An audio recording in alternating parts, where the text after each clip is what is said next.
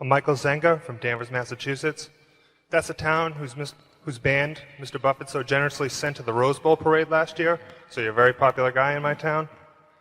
Good morning, Mr. Buffett and Mr. Munger. Mr. Buffett, I wanted to ask you this question last week when I ran into you after Gillette's annual meeting, but I choked. So now there's no pressure, here goes. In the years, from my reading, in the years from 1956 through 69, you achieved the best results of your career quantitatively, 29% annually against only 7% for the Dow. Your approach then was different than now. You looked for lots of undervalued stocks with less attention to competitive advantage or favorable economics and sold them rather quickly. As your capital base grew, you switched your approach to buying undervalued, excellent companies with favorable long-term economics. My question is, if you were investing a small sum today, which approach would you use? Well, I would use the approach that I think I'm using now of trying to search out businesses where I think they're selling at the lowest price relative to the discounted cash they would produce in the future. But if I were working with a small amount of money, the universe would be huge compared to the universe of possible ideas I work with now. You mentioned that 56 to 69 was the best period. Actually, my best period was before that. It was from right after I met Ben Graham in early 1951. But from the end of 1950 through the next 10 years, actually returns averaged about 50% a year. And I think they were 37 points better than the Dow per year, something like that. But I was working with a tiny, tiny, tiny amount of money. And so I would pour through volumes of businesses, and I would find one or two that I could put $10,000 into or $15,000 into that were just ridiculous. They were ridiculously cheap. And obviously, as the money increased, the universe of possible ideas started shrinking dramatically. The times were also better for doing it in that time. But I think if you're working with a small amount of money, with exactly the same background that Charlie and I have, and same ideas, same whatever ability we have, I think you can make very significant sums. But as soon as you start getting the money up into the millions, many millions, the curve on expectable results falls off just dramatically. But that's the nature of it. You've got to, when you get up to things you can put millions of dollars into, you've got a lot of competition looking at that, and they're not looking as I did when I started. When I started, I went through the pages of the manuals page by page. I mean, I probably went through 20,000 pages in the Moody's Industrial, Transportation, Banks, and Finance manuals. And I did it twice. And I actually, looked at every business. I didn't look very hard at some.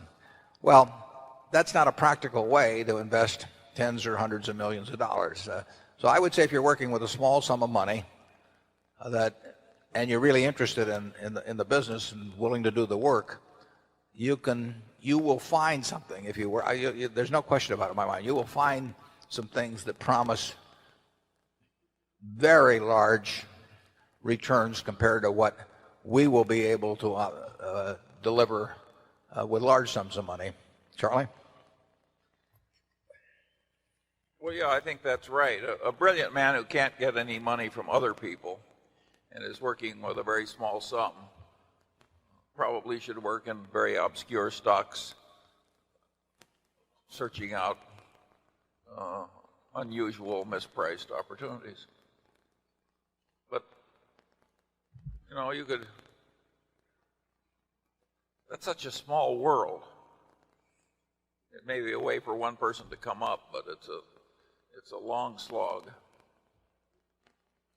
Yeah, most smart people, unfortunately, in Wall Street figure that they can make a lot more money, a lot easier, just by one way or another,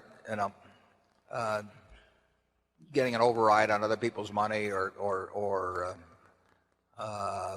delivering services in some way that people. And the monetization of hope and greed, is a way to make a huge amount of money. And right now it's just take hedge funds. I mean, I've had calls from a couple of friends in the last month that don't know anything about investing money. They've been unsuccessful and everything else. And, one of them called me the other day and said, well, I'm forming a small hedge fund, 125 million he was talking about. And, like the thought that since it was only 125 million, maybe we ought to put in 10 million or something of the sort. I mean, if you looked at this fellow's Schedule D on his 1040 for the last 20 years, you'd think he ought to be mowing lawns. But Yeah. but he may get his 125 million. I mean, and it's just astounding to me how willing people are during a bull market just to toss money around because they think it's easy. And of course that's what they felt about internet stocks a few years ago. They'll think about something else next year too. But the biggest money made, in Wall Street in recent years has not been made by great performance, but it's been made by great promotion, basically. Charlie, do you have anything? Well, I would state it even more strongly. I think the current scene is obscene. I think there's too much mania. There's too much chasing after easy money. There's too much misleading sales material about investments. There's too much on the television emphasizing speculation in stocks.